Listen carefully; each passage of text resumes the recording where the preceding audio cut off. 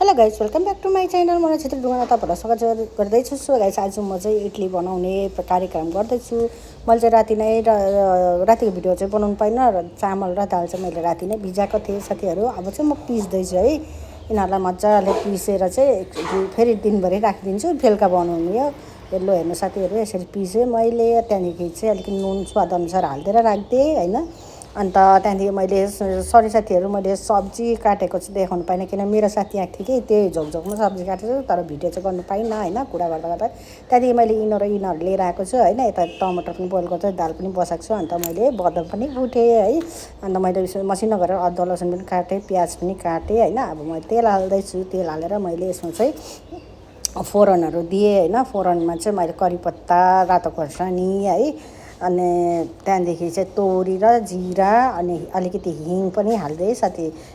Specially यो यसको लागि चाहिँ हिङ राम्रो, करी पत्ता र हिङ चाहिँ इडलीको लागि चाहिँ एकदमै राम्रो हो है। टेस्ट आउँछ क्या पुरा। अन्त त्यहाँ प्याज हालेर मैले पुरा भुटबाट गरिदिएँ होइन। अन्त त्यहाँदेखि चाहिँ दाल पनि पाकिसकेको थियो। मैले टमाटर चाहिँ दालमै हालेर गलाइदिएको थिएँ होइन। आमा भातले हेर्नु न कस्तो भयो।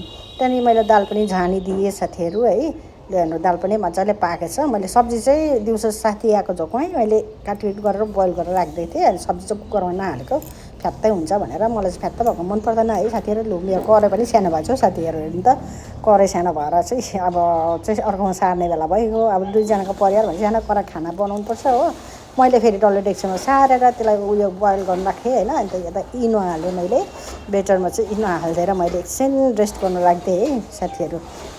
अब यसलाई हेर्नु कति मजा भएको छ। त्यहाँदेखि चाहिँ मैले अब इडली बनाउने कार्यक्रमतिर लागेँ। ल हेर्नुहोस्, मैले यसमा तेल दलेर मजाले अन्त मैले यसमा भर्दैछु साथीहरू। किन तपाईँहरूले स्ट्यान्डमा नराखेर गरेको भनेर भन्नुहुन्छ होला है। स्ट्यान्ड चाहिँ मेरो भाँचियो। अन्त मेरो अहिले स्ट्यान्ड अर्डर गरेको छु, आएको छैन। अन्त हातले पक्रिँदै एउटा हातले हाल्दै एउटा हातले पक्रिँदै गरिरहेको छु है साथीहरू। ल हेर्नुहोस्, मैले बदम पनि मजाले सफा गरेँ होइन। खोर्सानी पनि मैले भुटेको थिएँ। अन्त लसुन हालेँ 4-5 कल्ली। अन्त त्यहाँदेखि मैले नुनसुन हालेर चट्नी पनि रेडी गरिदिएँ। टमाटर लगाएर मैले चट्नी पनि धुइयाँ पारिदिएँ है, पिसपास गरिदिइहालेँ। त्यहाँदेखि मैले दाल पनि भयो, मैले धनियाँ पत्ता हालेर चाहिँ गार्निस गर्दैछु। अन्त मैले यहाँ तितिरी चाहिँ दिउँसै भिजाएको थिएँ। यो तितिरी चाहिँ मैले अलिअलि दाल अमिलो बनाउनुपर्छ नि त। अन्त यो तितिरी हालिदिएँ होइन। तर ठिक्कैको हालेँ, बेसी अमिलो पनि भएन। फेरि म चाहिँ यहाँ चट्नी अचारको लागि चाहिँ अलिकति तड्का लगाउँ भनेर तेल, हिङ, रातो खोर्सानी अन्त करी पत्ता हालेर मैले लगाएर न कि ग्यासको गत्ती उछिटेर हो यस्तो भयो। अन्त अलिकति उयो पनि हालिदिएँ क्या, तोरी पनि हालेर पटटर पड्काएर चाहिँ मैले छोइया पारिदिएँ है साथीहरू। लु हेर्नुहोस्, ल भयो हो। अन्त यो झैँ पारिसकेपछि चाहिँ हेर्नु चट्नीको कलर चाहिँ दामी दामी दामी आयो है। त्यहाँदेखि मेरो इडली पनि पाकिसक्यो साथीहरू। म चाहिँ यसरी सब्जी यसो घोचेर गर्छु कि अन्त पाकेको पाकेन थाहा पाइहाल्छ होइन।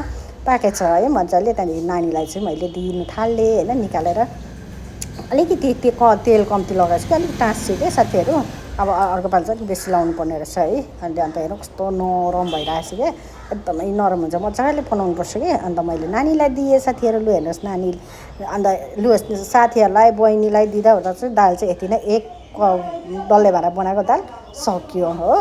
अन्त साथीहरू पनि पुरा तारिफ गर्दै थियो अरे। तारिफ गर्दै उता के अरे बेङ्गलोरको उता मद्रासको जस्तै बनायो भन्दै थियो। मेरो छोरीले खाएर पनि मिठो भयो आमा भन्दै थियो होइन। त्यहाँदेखि लास्टमा म बसेँ, हस्बेन्ड र म बस्यौँ। अन्त खायो, सलाद पनि काटेको थियौँ होइन। ल खाएँ अब साथीहरू। मिठो भएछ साँच्ची नै, अर्कै टेस्ट आएछ कि योपालि अझै मिठो भएछ पहिलाको भन्दा नि है। मिठो भयो। अन्त अब खाइपिई गरेर म चाहिँ अब सुत्नु आँटेको। गुड नाइट साथीहरू, बाई बाई।